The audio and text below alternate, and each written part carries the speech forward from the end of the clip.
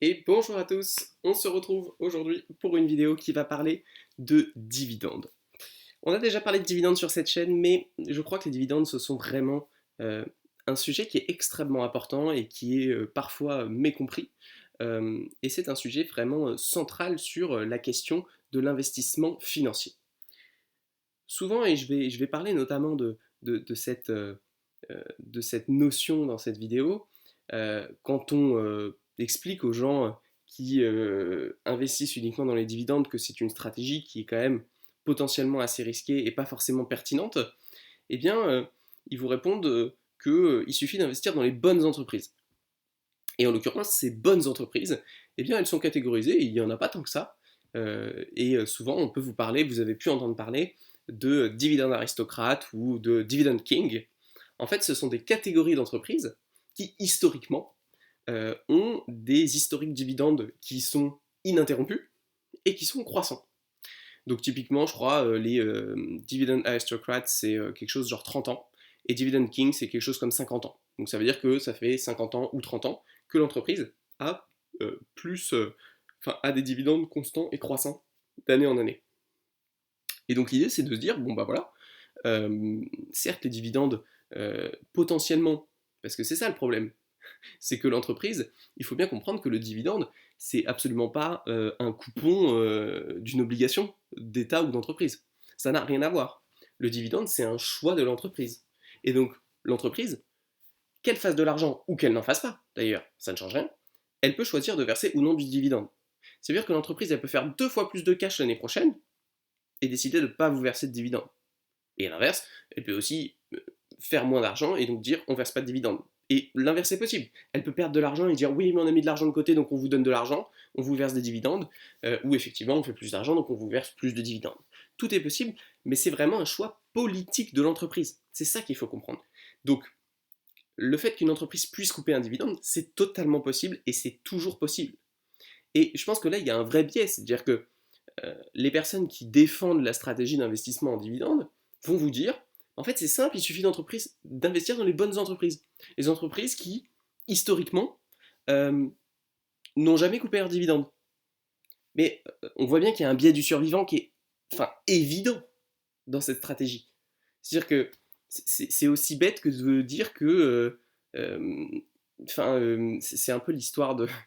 J'aime beaucoup cette histoire, c'est les dindes qui sont en l'élevage et ça fait 364 jours qu'elles sont dans l'élevage et elles sont en mode ah mais non mais le fermier vraiment il est super cool, il va jamais rien nous faire quoi, il nous a rien fait pendant 364 jours alors pourquoi il nous ferait quelque chose quoi.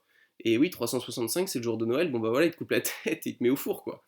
Ce qu'il faut bien comprendre c'est que euh, parce qu'une entreprise a gardé son dividende croissant pendant 50 ans ne garantit en rien qu'elle va le garder constant pendant 51, 52, 53 ans. C'est pas parce que quelque chose s'est produit 50 fois que ça va se produire 51 fois. C'est la phrase bateau mais malheureusement pas assez comprise que les performances passées ne présagent pas des performances futures. Et ça s'applique totalement aux dividendes. Mais ce qu'il faut comprendre, c'est que c'est bien pire que ça.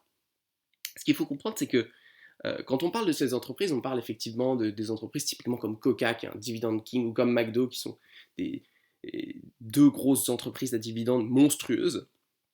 Ce qu'il faut comprendre, c'est que ces entreprises, elles font partie de ces catégories de dividend king, dividend aristocrate. Donc il y a beaucoup d'investisseurs qui investissent pour le dividende. Donc très bien, ils investissent pour le dividende augmente, etc. Ce qu'on a vu, c'est que c'était un choix politique. Donc l'entreprise, si elle est contrainte à un moment, notamment parce qu'il y a une récession, toutes les entreprises vont probablement, tôt ou tard, finir par être détrônées. C'est pas absurde.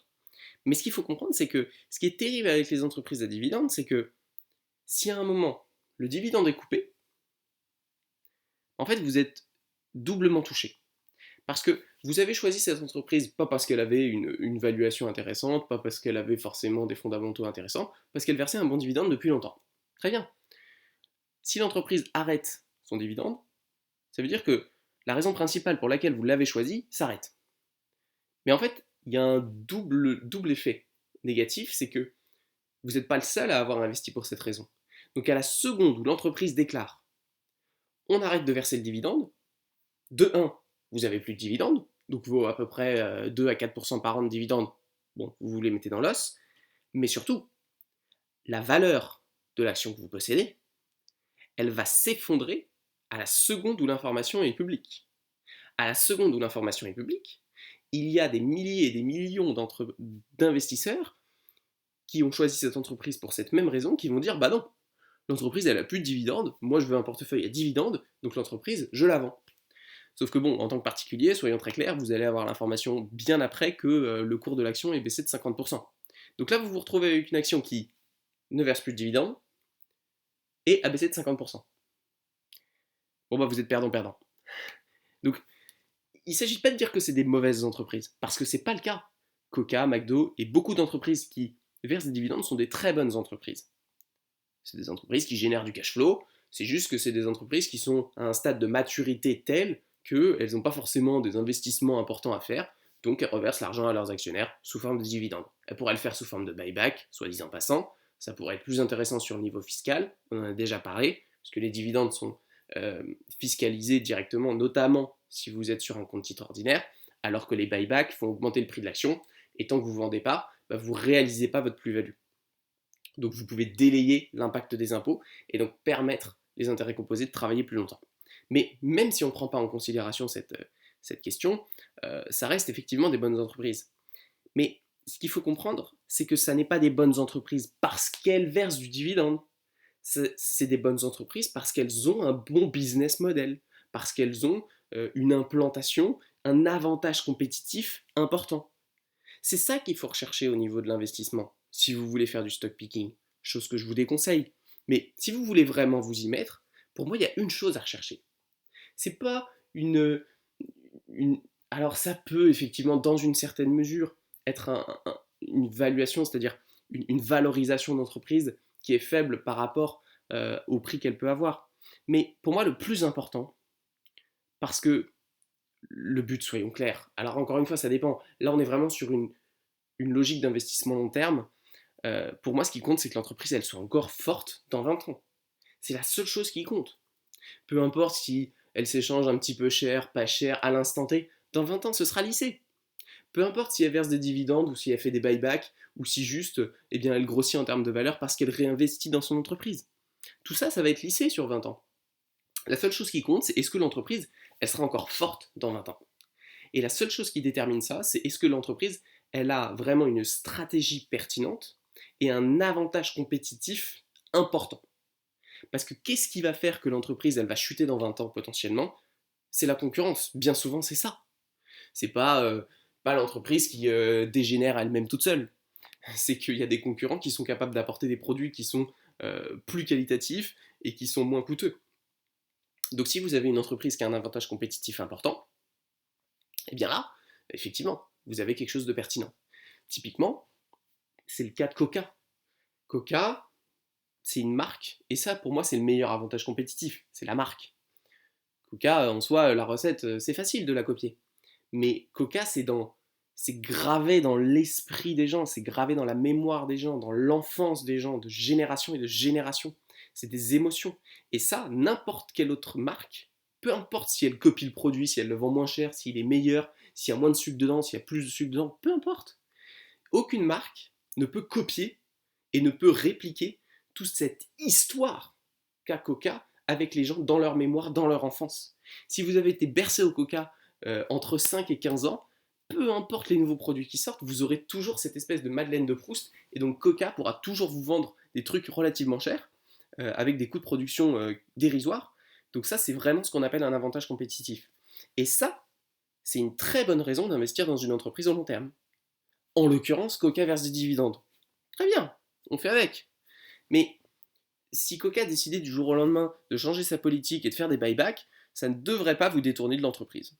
Donc ça, c'est vraiment mon avis sur ces catégories d'entreprises, dividend king, dividend aristocrate. Pour moi, ça détourne l'attention des investisseurs vers une métrique qui n'est pas la bonne.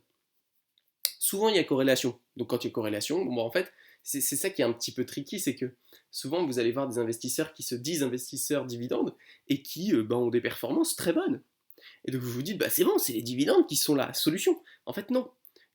C'est juste qu'ils ont investi dans des entreprises qui avaient un avantage compétitif important. Et ces entreprises, elles ont décidé de verser des dividendes.